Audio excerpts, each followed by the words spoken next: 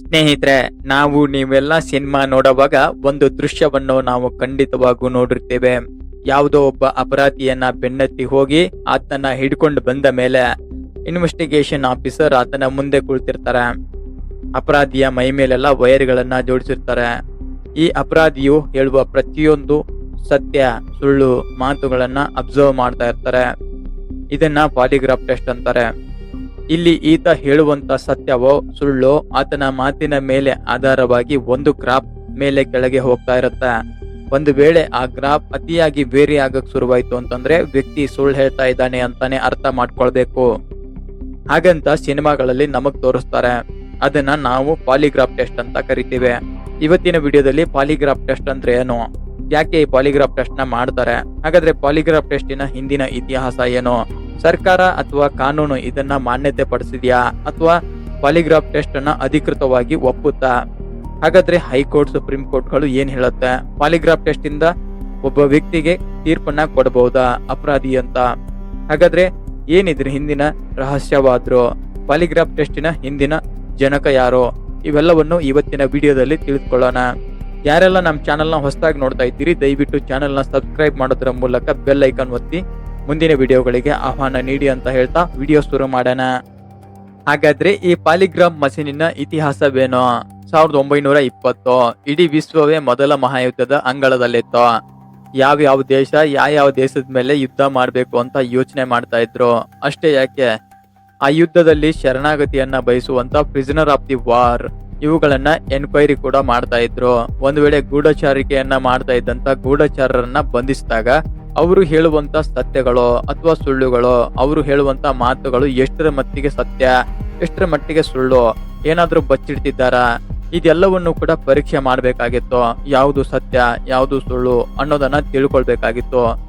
ಇದಾಗಿಯೇ 1920ರಲ್ಲಿ John Augustus Larsen ಅನ್ನುವಂತ police ಅಧಿಕಾರಿ ಒಂದು ಮಷೀನ್ ನ ಕಂಡು ಹಿಡಿತಾರೆ. ಅದಕ್ಕೆ ಹಲವಾರು ದಾರಗಳನ್ನ ಅಥವಾ ಹಲವಾರು ವೈರ್ಗಳನ್ನ ಸೇರಿಸಿ ಒಂದಿಷ್ಟು ಮನುಷ್ಯನ ಮಾನಸಿಕ ಅಸ್ವಸ್ಥತೆ ಅಥವಾ ಮನುಷ್ಯನ ಮಾತುಗಳ ಏಕೀಕೃತ ಅಥವಾ ಧ್ವನೀಕೃತಗಳನ್ನ ಹೊಂದಾಣಿಕೆ ಮಾಡಿ ಆ ಮನುಷ್ಯ ಸುಳ್ಳು ಹೇಳ್ತಿದ್ದಾನ ಸತ್ಯ ಹೇಳ್ತಿದ್ದಾನ ಅನ್ನೋದನ್ನ ಒಂಚೂರು ಪ್ರಿಡಿಕ್ಟ್ ಮಾಡೋ ರೀತಿಯಾದಂತ ಮಷೀನ್ ಅದು.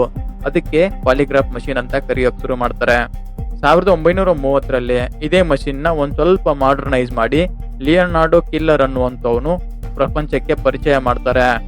ಇದು ಹಾಗೆ ಬೆಳೀತಾ 1940 ಮತ್ತು 50ರ ದಶಕದಲ್ಲಿ FBI ಇನ್ವೆಸ್ಟಿಗೇಷನ್ ಆಫೀಸರ್ಸ್ಗಳು, ಲಾಯರ್ಸ್, ಕಾಲೇಜಸ್, ಫಾರೆನ್ಸಿಕ್ ಸೈನ್ಸ್ ವಿಭಾಗದವರು ಎಲ್ಲರೂ ಕೂಡ ಇದನ್ನ ಟೀಚಿಂಗ್ ಮಾಡೋದಕ್ಕೆ ಅಥವಾ ತಮ್ಮ ತರಬೇತುದಾರರಿಗೆ ತರಬೇತಿಯನ್ನ ಕೊಡೋದಕ್ಕೆ ಈ ಒಂದು ಮಷೀನ್ ಅನ್ನ ಉಪಯೋಗ ಮಾಡ್ತಾರೆ. ಹಾಗೆ ಹೈ ಪ್ರೊಫೈಲ್ ಕೇಸ್ಗಳಲ್ಲಿ ಈ ಪಾಲಿಗ್ರಾಫ್ ಟೆಸ್ಟ್ ಅನ್ನುವಂತನ್ನ ಮ್ಯಾಂಡೇಟರಿ ಮಾಡ್ತಾರೆ. ಕಡ್ಡಾಯವಾಗಿ ಪಾಲಿಗ್ರಾಫ್ ಟೆಸ್ಟ್ ಅಲ್ಲಿ ಭಾಗವಹಿಸಬೇಕು ಅಂತ ಕಡ್ಡಾಯ ಮಾಡ್ತಾರೆ. ನಂತರದ 1980ರಲ್ಲಿ ನಮ್ಮ ದೇಶ ಅಂದ್ರೆ ಭಾರತ ದೇಶಕ್ಕೆ ಕಾಲಿಡುತ್ತೆ. ಇಲ್ಲಿ ಕೂಡ ಇದನ್ನ ಪೊಲೀಸ್ ತರಬೇತಿ ಮಾಡೋದಿಕ್ಕೆ ಅಥವಾ ಮಿಲಿಟರಿ IB ಅಂದ್ರೆ ಇನ್ವೆಸ್ಟಿಗೇಷನ್ ಬ್ಯೂರೋ ಅಥವಾ ಇನ್ಫಾರ್ಮೇಶನ್ ಬ್ಯೂರೋ ಇವರುಗಳಿಗೆ ಟ್ರೈನಿಂಗ್ ಕೊಡುವಾಗ ಈ ಒಂದು ಪಾಲಿಗ್ರಾಫ್ ಮಷೀನ್ ಅನ್ನು ಕೂಡ ತರಬೇತಿಯಲ್ಲಿ ಜೋಡಿಸಲಾಗುತ್ತೆ. ಪಾಲಿಗ್ರಾಫ್ ಮಷೀನ್ ಹೇಗೆಲ್ಲ ಕೆಲಸ ಮಾಡುತ್ತೆ, ಅದು ಮನುಷ್ಯನ ಮಾತುಗಳನ್ನ ಹೇಗೆ ಅನಲೈಸ್ ಮಾಡುತ್ತೆ, ಆ ಮನುಷ್ಯನ ಮಾತುಗಳು ಸುಳ್ಳು ಅಂತ ಪ್ರೂವ್ ಮಾಡೋಕ್ಕೆ ಅದು ಏನೇನು ಬಳಸುತ್ತೆ, ಯಾವ ರೀತಿ ಅದು ಲೆಕ್ಕ ಹಾಕುತ್ತೆ, ಇದರ ಹಿಂದೆ ಯಾವ ಸೈನ್ಸ್ ಕೆಲಸ ಮಾಡುತ್ತೆ, ಇದೆಲ್ಲವನ್ನು ಕೂಡ ಮುಂದಿನ ಭಾಗದಲ್ಲಿ ವಿವರಿಸ್ತಾ ಹೋಗ್ತೇನೆ. ಗ್ರೀಕ್ ಲಿಪಿಯಲ್ಲಿ ಪಾಲಿ ಅಂದ್ರೆ ಅನೇಕ, ಮೆನಿ ಅಂತ ಅರ್ಥ ಬರುತ್ತೆ. ಗ್ರಾಫ್ ಅಂದ್ರೆ ಬರೆಯೋದು, ಅನೇಕ ದಾಖಲೆಗಳನ್ನ ಒಟ್ಟಿಗೆ ಸೇರಿಸಿಕೊಳ್ಳುವ ಯಂತ್ರ. ಹಾಗಾದ್ರೆ ಇಲ್ಲಿ ಹೇಗೆ ಪರೀಕ್ಷೆ ಮಾಡ್ತಾರೆ? ಇಲ್ಲಿ 3 ಅಂಶಗಳನ್ನ ಒಟ್ಟಿಗೆ ದಾಖಲಿಸಿಡಲಾಗುತ್ತೆ. ವ್ಯಕ್ತಿಯ ಉಸಿರಾಟದ ವೇಗ, ರಕ್ತದೊತ್ತಡ, ಹಾಗೆ ಬೆವರಿನ ಸ್ಯಾಂಪಲ್ಗಳು, ಉದಾಹರಣೆಗೆ ಬೇವಿತಾನ ಅಥವಾ ಬೆವರ್ತಾ ಇದ್ದಾನ ಇಲ್ವಾ, ಹಾಗೆ ಬ್ರೈನ್ ಅಲ್ಲಿ ಆಗುವಂತ ಕೆಲ ಬದಲಾವಣೆಗಳು, ಅಮಿಗೆಲ್ಲ ಪ್ಯಾಟರ್ನ್ಸ್ಗಳು, ಇವೆಲ್ಲವನ್ನು ಕೂಡ ಒಟ್ಟೊಟ್ಟಿಗೆನೆ ದಾಖಲಿಸಿಡುತ್ತೆ. ಇಲ್ಲಿ ವ್ಯಕ್ತಿಯನ್ನ ಪರೀಕ್ಷಕರು ಪರೀಕ್ಷೆ ಮಾಡುವ ಮುನ್ನ ಮೊದಲು ಒಂದು ಬಾರಿ ಅವನ ಜೊತೆಗೆ ಚರ್ಚೆ ಮಾಡಲಾಗತ್ತೆ. ಅವನ ಪರೀಕ್ಷೆಗೆ ಅವನ ಅನುಮತಿ ಇಲ್ಲದೆ ಪರೀಕ್ಷೆಯನ್ನ ಮಾಡುವಂತಿಲ್ಲ. ನಮ್ಮ ಸರ್ಕಾರ ಕೂಡ ಹಾಗೆ ಕಾನೂನು ಕೂಡ ಅದನ್ನೇ ಹೇಳುತ್ತೆ. ಪಾಲಿಗ್ರಾಫ್ ಟೆಸ್ಟ್ ಮಾಡುವ ಮೊದಲು ಪಾಲಿಗ್ರಾಫ್ ಟೆಸ್ಟ್ ಅನ್ನ ಮಾಡುವ ವ್ಯಕ್ತಿ ಅದನ್ನ ನಾನು ಮಾಡಿಸಿಕೊಳ್ತೇನೆ ಅಂತ ಸ್ವಯಂಕೃತವಾಗಿ ವಾಲಂಟರಿಯಾಗಿ ನಾನು ಒಪ್ಕೊಳ್ತೇನೆ, ನಾನು ಇದರಲ್ಲಿ ಭಾಗವಹಿಸ್ತೇನೆ ಅಂತಂದ್ರೆ ಮಾತ್ರ ಈ ಪಾಲಿಗ್ರಾಫ್ ಟೆಸ್ಟ್ ನ ಮಾಡಬೇಕು, ಇಲ್ಲ ಅಂದ್ರೆ ಮಾಡುವಂತಿಲ್ಲ. ಯಾಕೆಂದ್ರೆ ಪಾಲಿಗ್ರಾಫ್ ಟೆಸ್ಟ್ ಅಲ್ಲಿ ಅದೇ ರೀತಿ ಆದಂತ ಲೂಪ್ ಹೋಲ್ಸ್ ಗಳಿದಾವೆ. ಉದಾಹರಣೆಗೆ ಏನೂ ಮಾಡದೇ ಇರುವಂತ ನಿರಪರಾಧಿಯನ್ನ ತಂದು ಪಾಲಿಗ್ರಾಫ್ ಟೆಸ್ಟ್ ಅಲ್ಲಿ ನೀನು ಪಾರ್ಟಿಸಿಪೇಟ್ ಮಾಡು, ಪಾಲಿಗ್ರಾಫ್ ಟೆಸ್ಟ್ ಅಲ್ಲಿ ಕೂತ್ಕೋ, ನಿನ್ನ ಪರೀಕ್ಷೆ ಮಾಡ್ತೀವಿ ಅಂದ್ರೆ ಆತನಿಗೆ ನರ್ವಸ್ನೆಸ್ ಉಂಟಾಗುತ್ತೆ. ಅವನೇನು ತಪ್ಪು ಮಾಡದೇ ಇದ್ರು ಕೂಡ ಭಯ ಬೀಳ್ತಾನೆ.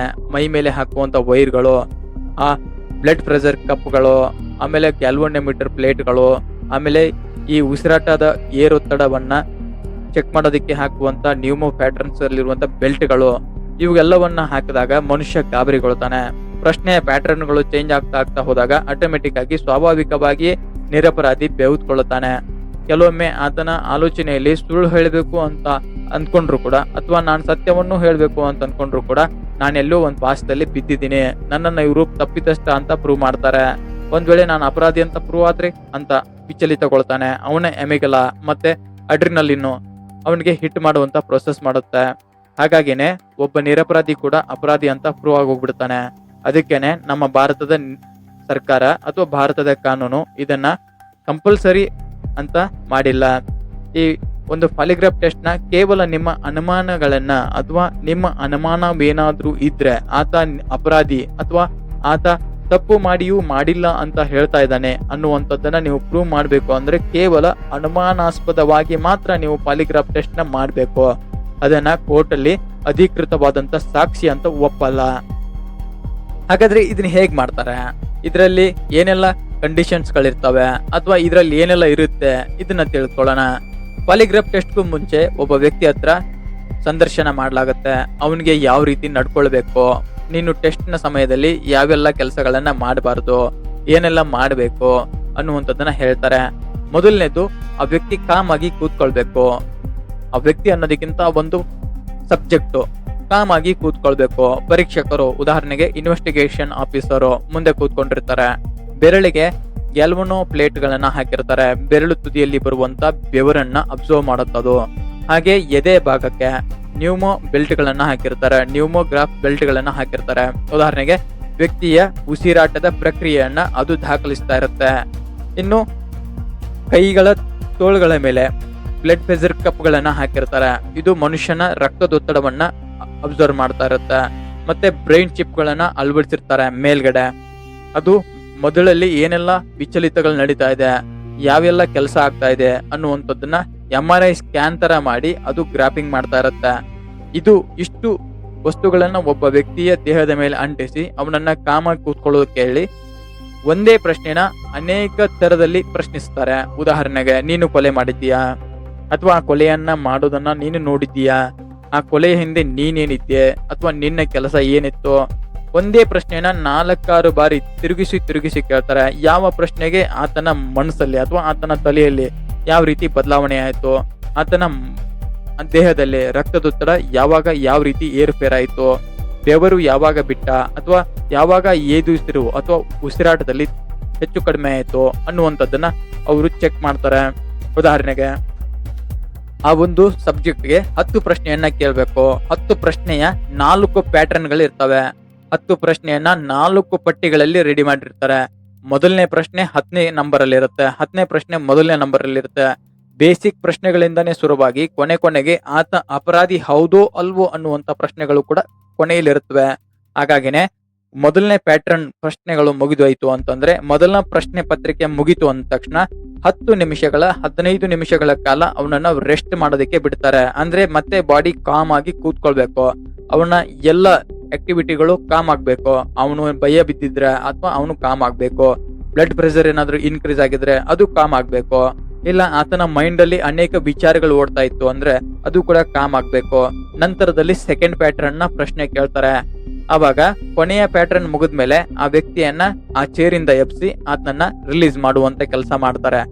ತದನಂತರದಲ್ಲಿ ಈ ಪ್ಯಾಟರ್ನ್ಗಳು, ಮೊದಲನೇ ಪ್ಯಾಟರ್ನ್ ಪ್ರಶ್ನೆ ಕೇಳಿದಾಗ ಯಾವ ರೀತಿ ಗ್ರಾಫ್ ಇತ್ತು, ಸೆಕೆಂಡ್ ಗ್ರಾಫ್ ಅಲ್ಲಿ ಯಾವ ರೀತಿ ಬಂತು, ಇದೆಲ್ಲವನ್ನು ನೋಡಿ ಆ ಗ್ರಾಫ್ ಅನಾಲಿಸಿಸ್ ಮಾಡಿ ಅಮಿಗ್ಡಲಾ ಪ್ಯಾಟರ್ನ್ ಹೇಗಿದೆ, ಆ ಒಂದು ಪ್ರಿಫ್ರಂಟಲ್ ಕಾರ್ಟೆಕ್ಸ್ ಯಾವ ರೀತಿ ಆಕ್ಟಿವೇಟ್ ಮಾಡ್ತಾ ಇದೆ, ಆಕ್ಟಿವ್ ಆಗಿತ್ತು, ಅಥವಾ ಅವನ ಬಿಹೇವಿಯರ್ ಸೆನ್ಸ್ಗಳು ಏನ್ ಹೇಳ್ತಾ ಇತ್ತು, ಯಾವ ಪ್ರಶ್ನೆಗೆ ಆತ ಹೆಚ್ಚು ಹೃದಯ ಬಡಿತಾ ಇತ್ತು, ಯಾವ ಪ್ರಶ್ನೆಗೆ ಅವನ ರಕ್ತದೊತ್ತಡ ಹೆಚ್ಚಾಗಿತ್ತು, ಅಥವಾ ಯಾವ ಪ್ರಶ್ನೆಯಲ್ಲಿ ಆತ ಉಸಿರಾಟವನ್ನ ಜಾಸ್ತಿ ಮಾಡಿದಾನೆ, ಅಥವಾ ಯಾವ ಪ್ರಶ್ನೆಗೆ ಆತನ ಬ್ರೈನ್ ಅಲ್ಲಿ ಜಾಸ್ತಿ ಕೆಮಿಕಲ್ ರಿಲೀಸ್ ಆಗ್ತಾ ಇತ್ತು ಅನ್ನುವಂಥದ್ದನ್ನ ಸ್ಟಡಿ ಮಾಡಿ ಕೊನೆಗೆ ಒಂದು ರಿಪೋರ್ಟ್ ನ ಕೊಡ್ತಾರೆ. ಅದರಲ್ಲಿ ಈ ವ್ಯಕ್ತಿ ಮಾಡಿರಬಹುದು ಅಂತ ಮಾತ್ರ ಹೇಳಲಿಕ್ಕೆ ಸಾಧ್ಯ, ಮಾಡಿದಾನೆ ಅಂತ ಎಲ್ಲೂ ಕೂಡ ಪ್ರೂವ್ ಮಾಡಕ್ ಆಗಲ್ಲ.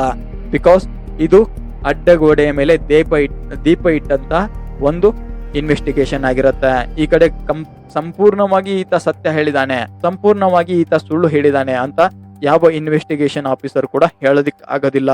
ಅದಕ್ಕೇನೆ ಇದನ್ನ ಭಾರತದ ನ್ಯಾಯ ಸಂಹಿತೆ ಅಂದ್ರೆ ನಮ್ಮ ಕಾನೂನು ಇದನ್ನ ಕಂಪಲ್ಸರಿ ಇದನ್ನ ಅಡ್ವೈಸರಿಯಲ್ಲಿ ಇನ್ಕ್ಲೂಡ್ ಮಾಡಿಲ್ಲ. ಇದು ಸಾಕ್ಷ್ಯ ಬಹಳ ಅಧಿಕೃತವಾದಂತ ಸಾಕ್ಷ್ಯ ಅಂತ ಒಪ್ಕೊಳ್ಳೋದಿಲ್ಲ.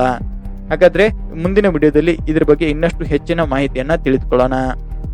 ಈ ಪಾಲಿಗ್ರಾಫ್ ನ ಕುರಿತಾಗಿ ಹಲವಾರು ಸಂಶೋಧನೆಕಾರರು ಅಥವಾ ರಿಸರ್ಚ್ ಪೇಪರ್ಗಳು ಏನ್ ಹೇಳುತ್ತೆ, ಈ ಪಾಲಿಗ್ರಾಫ್ ನ ರಿಸಲ್ಟ್ ನ 70 to 80% ಅಕ್ಯುರೇಸಿ ಅಂತ ಕೆಲ ಸಂಶೋಧಕರು ಅಥವಾ ಕೆಲ ರಿಸರ್ಚ್ ಪೇಪರ್ಗಳು ಹೇಳಿದ್ರೆ, ಇನ್ನು ಕೆಲವು ರಿಸರ್ಚ್ ಪೇಪರ್ಗಳು ಏನ್ ಹೇಳುತ್ತೆ ಅಂದ್ರೆ 50 to 60% ಮಾತ್ರ ನಂಬಲರ್ಹ ರಿಸಲ್ಟ್ಗಳು ಅಂತ ಹೇಳುತ್ತೆ. ಅಂದ್ರೆ ನಾವಿದನ್ನ ಒಪ್ಕೊಳ್ಬಹುದು, 60% ಮಾತ್ರ ಒಪ್ಕೊಳ್ತೇವೆ. ಇನ್ನುಳಿದ 40% ಅಥವಾ 50% ನಂಬುವಂತದ್ದಲ್ಲ. ಉದಾಹರಣೆಗೆ ಅವ್ರು 50-50 ಹೇಳ್ತಾರೆ, ಅಂದ್ರೆ 50% ಸತ್ಯ ಇರಬಹುದು, 50% ಸುಳ್ಳು ಇರಬಹುದು ಅಂತಾನೆ ಹೇಳ್ತಾರೆ. ಅದೇ ರೀತಿ ಕೆಲವೊಮ್ಮೆ ಈ ಪಾಲಿಗ್ರಾಫ್ ಟೆಸ್ಟ್ ಇಂದ ಕಂಡು ಬಂದದ್ದೇನೆಂದ್ರೆ ಫಾಲ್ಸ್ ಪಾಸಿಟಿವ್ ಕೂಡ ಬಂದಿರುತ್ತೆ. ಫಾಲ್ಸ್ ಪಾಸಿಟಿವ್ ಅಂದ್ರೇನು, ಸುಳ್ಳು ಅಥವಾ ತಪ್ಪಾದ ಸಕಾರಾತ್ಮಕ. ಅಂದ್ರೆ ನಾವು ಸತ್ಯ ಹೇಳ್ತಿದೀವಿ ಅಂತ ಅಥವಾ ಸುಳ್ಳು ಹೇಳ್ತಿದೀವಿ ಅಂತ ಕೂಡ ಬಂತು ಅಂದ್ರೆ ಕೆಲವೊಮ್ಮೆ ಅದು ಫಾಲ್ಸ್ ಪಾಸಿಟಿವ್ ಆಗಿರುತ್ತೆ. ಉದಾಹರಣೆಗೆ ಮೇಲೆ ಹೇಳಿದಂತೆ ಒಬ್ಬ ನಿರಪರಾಧಿಯನ್ನ ನಾವು ಒಂದು ಸಬ್ಜೆಕ್ಟ್ ಅಂತ ಕರ್ಕೊಂಡ್ಬಂದು ಅವನನ್ನ ಇಂಟ್ರಾಗೇಟ್ ಮಾಡಿದ್ವಿ. ಅವನು ಮೊದಲೇ ವಿಚಲಿತಗೊಂಡಿರ್ತಾನೆ, ಭಯ, ಅವನಿಗೆ ದುಗುಡ, ಮಾತನಾಡುವಾಗ ಕೆಲವೊಮ್ಮೆ ಸರಿಯಾಗಿ ಉತ್ತರ ಕೊಡೋದಿಲ್ಲ. ಎಲ್ಲಿ ನನ್ನನ್ನ ಅಪರಾಧಿ ಮಾಡ್ತಾರೆ ಅನ್ನೋ ಭಯದಿಂದಾನೇ ಬಂದು ಆತ ಟೆಸ್ಟಿಂಗ್ ಚೇರ್ ಮೇಲೆ ಕೂತಿರ್ತಾನೆ. ಅವನ ಮನಸ್ಥಿತಿ ತುಂಬಾ ಹಗುರವಾಗಿರುತ್ತೆ. ಇವರು ಕೇಳುವ ಪ್ರಶ್ನೆಗಳಿಗೆಲ್ಲದಕ್ಕೂ ಕೂಡ ಆತ ಮಾನಸಿಕವಾಗಿ ಯೋಚನೆ ಮಾಡಿಯೇ ಉತ್ತರ ಕೊಡಬೇಕು. ಹಾಗಾದಾಗ ಏನಾಗುತ್ತೆ, ಮೈಂಡ್ ರೀಡಿಂಗು ಅಥವಾ ಶ್ವಾಸ ಅಥವಾ ಬ್ರೀದಿಂಗು, ಬ್ಲಡ್ ಪ್ರೆಷರು ಅಥವಾ ಈ ಬೆವರು ಅನ್ನುವಂಥದ್ದು ನಾರ್ಮಲಿ ಬರುತ್ತೆ. ಅವಾಗ ಏನ್ ಮಾಡುತ್ತೆ ಪಾಲಿಗ್ರಾಫ್ ಆಟೋಮೆಟಿಕ್ ಆಗಿ ಗ್ರಾಫ್ ಅಲ್ಲಿ ವೇರಿಯೇಷನ್ ಗಳನ್ನ ಮಾಡಕ್ ಶುರು ಮಾಡುತ್ತೆ. ಈ ಗ್ರಾಫ್ ಅಲ್ಲಿ ಬರುವಂತ ವೇರಿಯೇಷನ್ಗಳು ಆತ ನಿರಪರಾಧಿ ಆಗಿದ್ರು ಕೂಡ ಆತ ಸುಳ್ಳು ಹೇಳ್ತಿದ್ದಾನೆ ಅಂತ ಪ್ರೂವ್ ಮಾಡುತ್ತೆ. ಅದು ಫಾಲ್ಸ್ ಪಾಸಿಟಿವ್ ಆಗುತ್ತೆ. ಇನ್ನು ಫಾಲ್ಸ್ ನೆಗೆಟಿವ್ ಅಂತಂದ್ರೆ ಹಬಿಚುವಲ್ ಅಫೆಂಡರ್ಸ್ ಅಂದ್ರೆ ಪ್ರತಿದಿನ ಸುಳ್ಳು ಹೇಳುವಂಥದ್ದು, ಪ್ರತಿದಿನ ಅಪರಾಧಿ ಕೆಲಸವನ್ನ ಮಾಡುವಂಥದ್ದು, ಅಪರಾಧಿ ಕೃತ್ಯದಲ್ಲೇ ಭಾಗವಹಿಸಿರುವಂಥದ್ದು. ಉದಾಹರಣೆಗೆ ಸೀರಿಯಲ್ ಕಿಲ್ಲರ್ ಇರ್ತಾರೆ, ಅಥವಾ ದರೋಡೆಕೋರರು, ಅಥವಾ ಮನೆ ಲೂಟಿ ಮಾಡುವಂಥದ್ದು, ಅಥವಾ ಇನ್ಯಾವುದೋ ದೇಶದ್ರೋಹ ಕೆಲಸ ಮಾಡ್ತಾ ಇರ್ತಾರೆ. ಅವರು ತಮ್ಮ ಮೈಂಡ್ ನ ಕಾಮ್ ಆಗಿ ಇಟ್ಕೊಳ್ಳೋದ್ ಬಗ್ಗೆ ಗೊತ್ತಿರುತ್ತೆ. ಯಾವ ಇನ್ವೆಸ್ಟಿಗೇಷನ್ ಯಾವ ರೀತಿ ನಡೆಯುತ್ತೆ ಅನ್ನುವಂಥದ್ದೇ ಅವ್ರಿಗೆ ಫ್ರೀ ಆಗಿ ಗೊತ್ತಿರುತ್ತೆ, ಅಂದ್ರೆ ಮೊದಲೇ ಗೊತ್ತಿರುತ್ತೆ. ಹಾಗಾಗಿ ಅವ್ರು ಯಾವುದೇ ರೀತಿಯಾದಂತ ಈ ಪಾಲಿಗ್ರಾಫ್ ಟೆಸ್ಟ್ ಇರ್ಲಿ, ನಾರ್ಕೋ ಅನಾಲಿಸಿಸ್ ಇರ್ಲಿ, ಈ ಎಲ್ಲಕ್ಕೂ ತಮ್ಮನ್ನ ತಾವು ಒಡ್ಡುಕೊಳ್ತಾರೆ. ಅವರು ವಾಲಂಟಿಯರ್ ಆಗಿ ಬಂದು ಹೇಳ್ತಾರೆ, ಯಸ್ ನಾನು ಪಾಲಿಗ್ರಾಫ್ಗೆ ನನ್ನನ್ನು ನಾನು ಒಡ್ಕೊಳ್ತೀನಿ ಅಂತ. ಆದ್ರೆ ಅವ್ರಿಗೆ ಗೊತ್ತಿರುತ್ತೆ ಯಾವ ಟೈಮಲ್ಲಿ ಯಾವ ರೀತಿ ಬಿಹೇವ್ ಮಾಡಬೇಕು, ಯಾವ ರೀತಿ ರಿಯಾಕ್ಟ್ ಮಾಡಬೇಕು. ಅವಾಗ ಫಾಲ್ಸ್ ನೆಗೆಟಿವ್ ಅನ್ನುವಂಥದ್ದು ಬರುತ್ತೆ. ಆತ ಅಪರಾಧಿ ಆಗಿದ್ರು ಆತ ಸುಳ್ಳು ಹೇಳ್ತಾ ಇಲ್ಲ, ಸತ್ಯವನ್ನೇ ಹೇಳ್ತಾ ಇದ್ದಾನೆ ಅಂತ ಈ ಪಾಲಿಗ್ರಾಫ್ ಮಷಿನ್ ರಿಸಲ್ಟ್ ಕೊಡುತ್ತೆ. ಹಾಗಾಗಿ ನಮ್ಮ ದೇಶದಲ್ಲಿ ಅಥವಾ ವಿಶ್ವದಲ್ಲೇ ತುಂಬಾ ಜನ ನಿರಪರಾಧಿಗಳು ಈ ಪಾಲಿಗ್ರಾಫ್ ಟೆಸ್ಟ್ ಇಂದ ಸುಳ್ಳು ಹೇಳ್ತಿದ್ದಾರೆ ಅಂತಾನೆ ಪ್ರೂವ್ ಆಗಿದ್ದಾರೆ. ಹಾಗಾಗಿನೇ ಈ ಪಾಲಿಗ್ರಾಫ್ ಟೆಸ್ಟ್ ಅನ್ನ ನಮ್ಮ ಭಾರತ ದೇಶದಲ್ಲಿ ನ್ಯಾಯಾಂಗ ತನಿಖೆಗಳು ಅಥವಾ ನಮ್ಮ ಕಾನೂನು ಯಾವ ರೀತಿ ನೋಡುತ್ತೆ, ಇದನ್ನ ಅಧಿಕೃತವಾಗಿ ನಂಬುತ್ತಾ ಅಥವಾ ಅನಧಿಕೃತವಾಗಿ ಹೇಳುತ್ತಾ, ಅಥವಾ ಎಲ್ಲ ಕೇಸ್ಗಳು ಕೂಡ ಪಾಲಿಗ್ರಾಫ್ ಟೆಸ್ಟ್ ಅಲ್ಲೇ ಭಾಗವಹಿಸಬೇಕು ಅಂತ ಹೇಳುತ್ತಾ, ಏನಿದ್ರ ಮುಂದಿನ ಕಾನೂನಿನ ಸ್ಥಿತಿಗಳು ಅದನ್ನ ವಿವರಿಸ್ತಾ ಹೋಗ್ತೇನೆ. ಭಾರತ ದೇಶದಲ್ಲಿ ಪಾಲಿಗ್ರಾಫ್ ನ ಕುರಿತಾಗಿ ಕಾನೂನು ಏನು ಹೇಳುತ್ತೆ? 2010 ಸೆಲ್ವಿ ವರ್ಸಸ್ ಕರ್ನಾಟಕ ಸ್ಟೇಟ್ ಅನ್ನುವಂತ ಕೇಸಲ್ಲಿ ಸುಪ್ರೀಂ ಕೋರ್ಟ್ ನ ತೀರ್ಪಿನ ಆಧಾರದ ಮೇಲೆ ಹೇಳೋದಾದ್ರೆ, ಪಾಲಿಗ್ರಾಫ್ ಟೆಸ್ಟ್ ಮಾಡೋಕು ಮುನ್ನ ಸಬ್ಜೆಕ್ಟ್ ನ ಒಪ್ಪಿಸಬೇಕು. ಹಾಗೆ ಮೆಡಿಕಲ್ ಸೂಪರ್ವಿಷನ್ ನಲ್ಲಿ ಮಾತ್ರ ಆ ಒಂದು ಪಾಲಿಗ್ರಾಫ್ ಟೆಸ್ಟ್ ನ ಮಾಡುವಂತದ್ದು.